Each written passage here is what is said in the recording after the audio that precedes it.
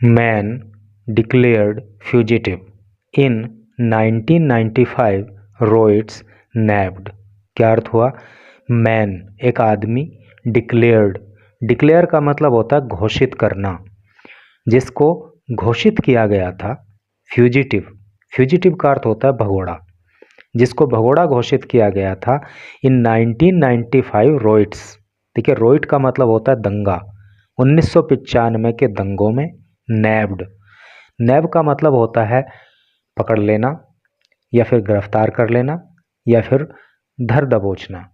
तो टोटल का क्या सेंस हो रहा है कि एक आदमी जिसको 1995 के दंगों में भगोड़ा घोषित कर दिया गया था, अब उसको धर दबोच लिया गया है, अर्थात उसको गिरफ्तार कर लिया गया है।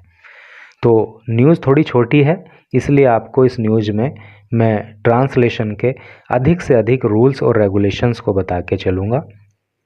इंग्लिश के तो कुछ न्यू वर्ड्स आपको यहाँ सीखने के लिए मिलने ही वाले हैं। किशन सिंह चौहान, ए 52-ईयर ओल्ड मैन, एक 52 साल का आदमी जिसका नाम किशन सिंह चौहान है, बुक्ड, उस पर केस दर्ज किया गया था इन 1995, 1995 में, फॉर रोइटिंग, दंगा भड़काने के लिए, एंड असोल्टिंग, और हमला करने के लिए। ठीक है, रोइट का मतलब दंगा भड़काना होता है और असोल्ट का मतलब होता है हमला करना। ठीक है, तो दंगा भड़काने के लिए और हमला करने के लिए 1995 में उस पर केस दर्ज हुआ था। हमला किस पर करने के लिए? पब्लिक सर्वेंट्स, सरकारी कर्मचारियों के ऊपर। टू डीटर, डीटर का मतलब होता है रोकना। ये वर्ड अगर आपको याद ना हो तो इसको याद कर लेना, डीटर, रोकना। और सरकारी नौकरों को रोकने के लिए, फ्रॉम डिस्चार्जिंग दियर ड्यूटीज़, उनकी ड्यूटी करने से। ठीक है, इन द सिटीज़ दलान वाला पुलिस स्टेशन लिमिट। और ये मामला जो है शहर के अंदर जो दलान वाला पुलिस स्टेशन है उसके क्षेत्र का मामला था। वॉज अरेस्टेड, तो अब उस आदमी को गिरफ्तार कर लिया गया है। पैसिव वॉइस का यहाँ पे यूज हो रहा है, और वो भी पास्ट इंडेफिनिट की पैसिव वॉइस है, क्योंकि वॉज आ रहा है और वर्ब की थर्ड फॉर्म आ रही है। और वॉज और वर्ब के वॉज या फिर वर के बाद जब वर्ब की थर्ड फॉर्म आती है तो वो पास्ट इंडेफिनिट टेंस की पैसिव वॉइस होती है। ठीक है, तो वॉज अरेस्टेड, उसको गिरफ्तार कर लिया गया है, गिरफ्तार कर लिया गया था after 28 years from new Tehri city on Saturday evening. तो सैटरडे की शाम को कहाँ से? न्यू टिहरी सिटी से 28 साल के बाद उसको गिरफ्तार कर लिया गया। तो काफ़ी दिन जो है ये पुलिस की गिरफ्त से दूर रहा। अकॉर्डिंग टू पुलिस, पुलिस के अनुसार, अकॉर्डिंग टू का मतलब तो अनुसार होता ही है, सबको पता है।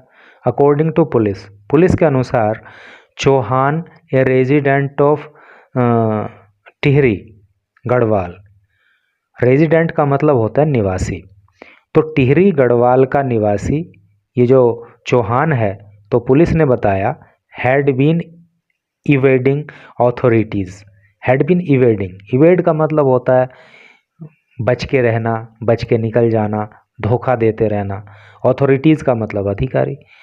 तो पुलिस ने बताया कि ये टिहरी गढ़वाल का रहने वाला है और ये जो है काफ़ी दिन से, नहीं, फॉर नियरली 3 डिकेड, नियरली का मतलब होता है लगभग, डिकेड का मतलब होता है दशक, तो लगभग 3 दशक से ये अधिकारियों से बच के इधर उधर भाग रहा था। ठीक है, तो पुलिस ने बताया कि ये जो चौहान है वो टिहरी गढ़वाल का रहने वाला है और लगभग 3 दशक से ये अधिकारियों की गिरफ्त से दूर था। इन 2011, 2011 में he was declared A fugitive, उसको भगोड़ा घोषित कर दिया गया था बाय ए लोकल कोर्ट, एक स्थानीय अदालत के द्वारा। देखिए यहाँ भी पास्ट इंडेफिनिट की पैसिव वॉइस है, वॉज के बाद वर्ब की थर्ड फॉर्म आ गई है। तो 2011 में उसको जो है एक स्थानीय अदालत के द्वारा भगोड़ा घोषित कर दिया गया था। आफ्टर ही फेल्ड, जब वो असफल हो गया था, टू अपीयर, उपस्थित होने में, फॉर ट्रायल, सुनवाई के लिए, अर्थात कोर्ट में जो उसके विरुद्ध सुनवाई चल रही थी, तो वो उस सुनवाई के लिए कोर्ट के अंदर अपीयर नहीं हुआ। और रेस्पॉन्ड टू समन्स, और जो भी समन उसको भेजे गए, समन का मतलब होता है बुलावा या बुलावा पत्र या बुलाना, ठीक है। तो कोर्ट के द्वारा जो उसको समन्स भेजे गए तो उसने उनको भी रेस्पॉन्ड नहीं किया। रेस्पॉन्ड का मतलब होता है उत्तर देना, ठीक है। तो कोर्ट ने जो उसको समन भेजे उसने उनका भी कोई उत्तर नहीं दिया, और ना ही वो फिजिकली कोर्ट के अंदर सुनवाई के लिए वहाँ पे उपस्थित हुआ। इसलिए 2011 में कोर्ट ने उसको फ्यूजिटिव घोषित कर दिया था। एसआई प्रवीण पुंधीर, एसआई की फुल फॉर्म होती है सब इंस्पेक्टर, जिसको हिंदी में उप निरीक्षक कहते हैं। उप निरीक्षक Praveen Pundhir of Dalanwala police station set. तो दलानवाला पुलिस स्टेशन के जो उप निरीक्षक हैं, जिनका नाम है प्रवीण पुंधीर, उन्होंने कहा, क्या कहा, एक केस वॉज लॉज्ड, एक केस दर्ज किया गया था। फिर से पैसिव वॉइस, इसका मतलब यह है कि न्यूज़पेपर रीडिंग के लिए आपको पास्ट इंडेफिनिट टेंस और पास्ट इंडेफिनिट टेंस की पैसिव वॉइस पे ध्यान देने की बहुत ज़रूरत है। वही चीज़ बार बार रिपीट हो रही है। एक केस वॉज लॉज्ड, एक केस दर्ज किया गया था। यहाँ पे देखो पास्ट इंडेफिनिट टेंस है, यहाँ पे पास्ट इंडेफिनिट टेंस की पैसिव वॉइस है। तो एक केस दर्ज किया गया था अगेंस्ट चौहान, चौहान के खिलाफ, along with 29 other temporary class 4 employ. और चौहान के खिलाफ केस दर्ज हुआ था और 29 चतुर्थ श्रेणी के जो अस्थायी कर्मचारी हैं उनके खिलाफ केस दर्ज हुआ था। और ये जो कर्मचारी थे, ये कौन से विभाग के थे, ऑफ फॉरेस्ट डिपार्टमेंट कॉरपोरेशन, जिसको शॉर्ट में एफडीसी बोलते हैं। तो एफडीसी के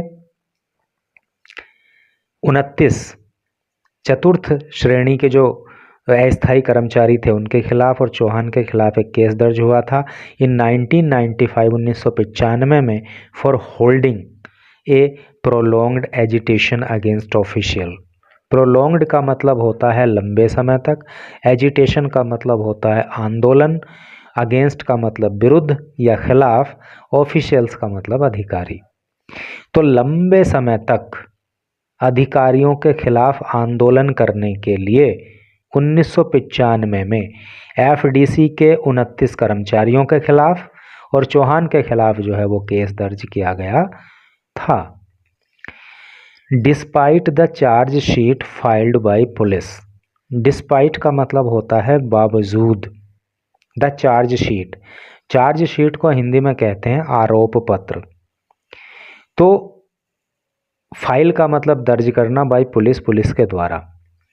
तो पुलिस के द्वारा जो आरोप पत्र दायर किया गया था उसके बावजूद ऑन द कंप्लेंट, शिकायत पर, ऑफ द देन का मतलब होता है तब का, चीफ मैनेजर ऑफ एफडीसी, अर्थात एफडीसी के जो उस समय के चीफ मैनेजर थे, मुख्य प्रबंधक थे, उनकी शिकायत पर पुलिस ने जो आरोप पत्र दायर किया था उसके बावजूद भी Chauhan did not attend, Chauhan ने अटेंड नहीं किया कोर्ट प्रोसीडिंग्स, कोर्ट की कार्यवाही को, प्रोसीडिंग का मतलब कार्यवाही, और रेस्पोंड टू समन्स, और ना ही उसने जो है कोर्ट के द्वारा भेजे गए समन्स को रेस्पोंड किया, है नहीं।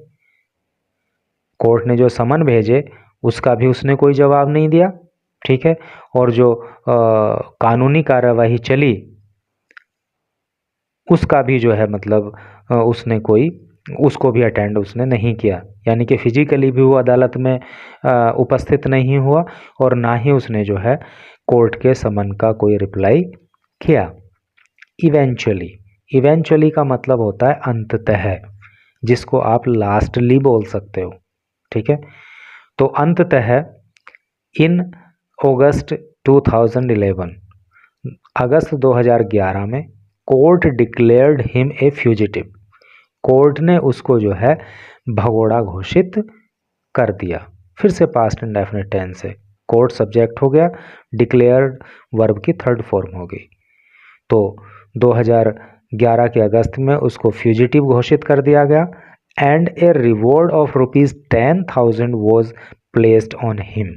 रिवॉर्ड का मतलब होता है इनाम, और उस पर 10,000 रुपये का इनाम भी कोर्ट ने रख दिया, अर्थात जो उसका पता बताएगा तो उसको 10,000 रुपये दिए जाएंगे, ऐसा इनाम जो है कोर्ट ने उस पर घोषित किया और उसको भगोड़ा घोषित कर दिया। He had been residing in Delhi. He had been residing, वो रह रहा था। reside का मतलब होता है रहना, तो वो रह रहा था इन दिल्ली, दिल्ली में, वेयर जहाँ पर his family उसका परिवार is settled रहता है नहीं, तो जहाँ उसका परिवार रहता है तो वहीं पर वो भी रह रहा था। until recently, अब तक। सैड पुंधीर ने कहा, तो जो एसआई पुंधीर हैं उन्होंने कहा कि वो दिल्ली के अंदर जहाँ पर उसका परिवार रहता है वो वहीं पर रह रहा था। तो कुल मिलाकर कहा यह जा सकता है कि आदमी को बड़ा सोच समझकर काम करने चाहिए। व्यक्ति आवेश में आकर इलीगल काम कर देता है और वो सोचता है कि वो कानून से बच जाएगा, तो ये इतनी आसानी से संभव नहीं होता।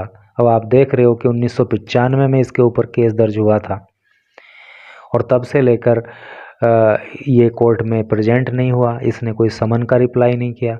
ये सोच रहा होगा कार्रवाई नहीं होगी, लेकिन नियरली आफ्टर 3 डिकेड्स, लगभग 3 दशक के बाद इसको गिरफ्तार कर लिया गया। तो बहुत सोच समझकर जो है व्यक्ति को काम करना चाहिए। और आपको मैं समझता हूँ कि ज़रूर कुछ ना कुछ इंग्लिश के न्यू वर्ड्स सीखने के लिए मिले होंगे, कुछ ट्रांसलेशन की नॉलेज आई होगी। तो धीरे धीरे करके यूँ ही सीखते रहिए, और मैं कोशिश करता हूँ कि यार लाइटली मूड में आपको ये सब पढ़ाऊँ ताकि आपको बोरियत भी महसूस ना हो और चीज़ें याद भी हो जाएं। तो आपका धन्यवाद कि आप इस चैनल पर जुड़े हो और यहाँ पे वीडियो वॉच करते हो। तो thanks a lot for watching the video.